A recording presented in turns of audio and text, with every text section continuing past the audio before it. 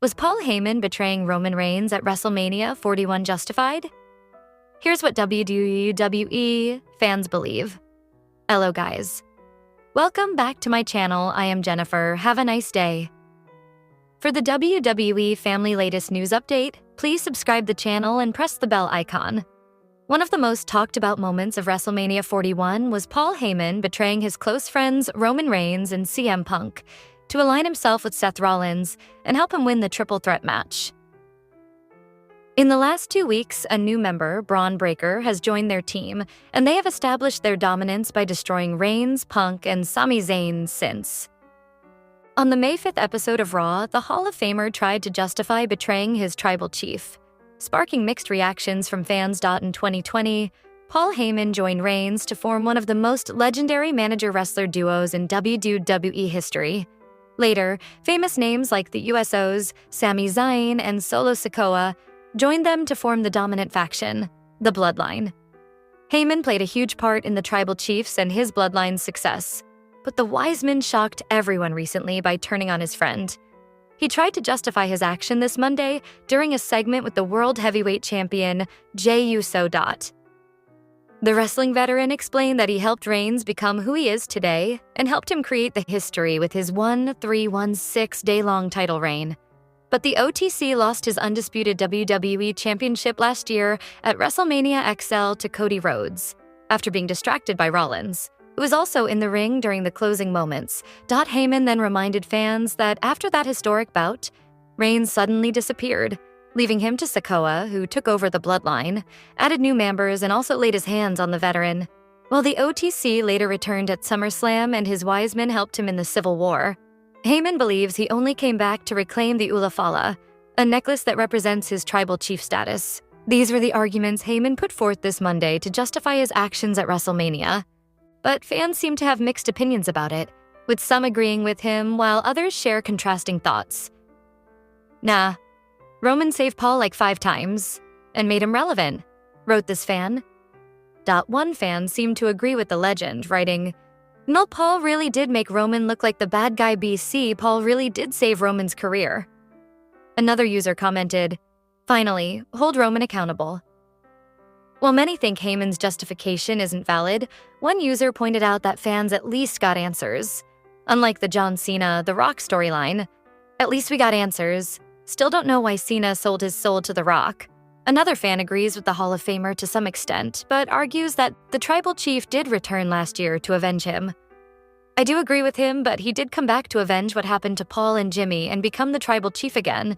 Reigns appeared on the April 21st episode of Raw, where he fell victim to Rollins and Heyman's surprising new ally Breaker. However, since then, the OTC has been missing from WWE TV. It will be interesting to see when Roman returns and how he deals with his old friend and his allies. Cody Rhodes might be a nepo baby, but so are 6 others who have made WWE their own home, becoming the best in the world. A few weeks ago, John Cena called Cody Rhodes a nepo baby in one of the promos before their main event on Night 2 of WrestleMania 41. As most of you know, Cody Rhodes is the son of the late Dusty Rhodes and the brother of Dustin Rhodes, Goldust. This is a family business for him, and there are so many others who come from an even longer line of wrestlers. To say that the wrestling business is filled with nepo babies would be an understatement. And like most jobs, some do very well, but others fail miserably. The talent to climb obstacles matters, despite your lineage. However, there is no substitute for hard work, and sometimes the right amount of talent, hard work, and nepotism can push you to the top. Here is a list of the most famous nepo babies in the wrestling business, who have not only made a name for themselves, but also brought pride to their heritage. Randy Orton is unquestionably one of the best third-generation wrestlers in WWE history. The Viper's accomplishments speak for themselves. He is a 14-time WWE World Champion whose accomplishments can even overshadow those of his father, Cowboy Bob Orton Jr., and his grandpa, Bob Orton Sr. Orton has headlined several WrestleManias and is one of the top in-ring performers. Orton returned to WWE at Survivor Series 2023 after being out of action for nearly 2 years due to a severe back injury. The guy is not done yet and won't be for quite some time. When Dwayne "The Rock" Johnson made his WWE debut at Survivor Series in 1996, he became the first third-generation wrestler in WWE history. Rock went on to become one of WWE's most successful talents. When Rock quit WWE to pursue an acting career, he put his mic work skills and camera-friendly persona to good use to quickly rise to prominence in Hollywood. Rock is a 10-time world champion, and along with Steve Austin, was a prominent performer during the Attitude Era. Rock's forefathers include his late father, Rocky Johnson, and his grandpa, High Chief Peter Maivia. The latter was posthumously inducted into the WWE Hall of Fame, and to Rock's credit, he eclipses even his grandfather's achievements. Rock became a heel for the first time in 21 years when he officially joined the Bloodline in 2024 to challenge Cody Rhodes. Combining Roman Reigns' in-ring prowess with a knowledgeable booker transformed the former big dog into a fiery wrestling machine. Reigns was always a fantastic professional wrestler plagued by awful, misplaced booking. Roman became the tribal chief, the man that WWE always intended him to be. He became a god of the squared circle and held onto his title for nearly 4 calendar years, surpassing the powerful heel champion cliché. His story with the Ula Fala, his tribal chief status, and his losing the undisputed WWE Universal Championship to Cody Rhodes have forced Roman back over the edge into babyface territory, and he's killing it. Roman comes from the anoa'i wrestling family. Not only were his father and brother professional wrestlers, but his extended family includes names like the Tonga Kid, Rikishi, the USOs, and Solo Sikoa. He is also related to The Rock as a second cousin once removed. When the bell rings, Charlotte Flair is without a doubt the greatest female WWE wrestler of the present day.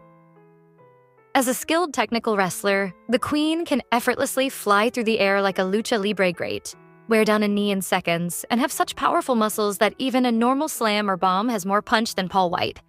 She is the daughter of the legendary WWE Hall of Famer Ric Flair. Flair has been the target of scathing remarks. Viewers initially detested Charlotte because of her getting pushed hard by WWE, but that changed after she defeated the more despised Ronda Rousey for the SmackDown Women's Championship in December 2022. Charlotte has a Hall of Fame spot waiting for her next to her father, regardless of whether she is loved or hated. JUSO has been a major feature of the Bloodline's main event dominance, despite his share of mishaps. USO became a true headliner after starting his career with the stable as the first opponent to Roman Reigns' career-defining role as the Tribal Chief. His work in the ring went beyond his already amazing body of work, and he became one of WWE's greatest when he held a microphone.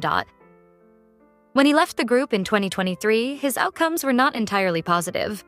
Jay's in-ring ability level received negative attention from ugly fights against Roman Reigns and Jimmy USO, but a brief collaboration with Cody Rhodes, which led to their instantly famous Fastlane 2023 presser, put him back in the spotlight.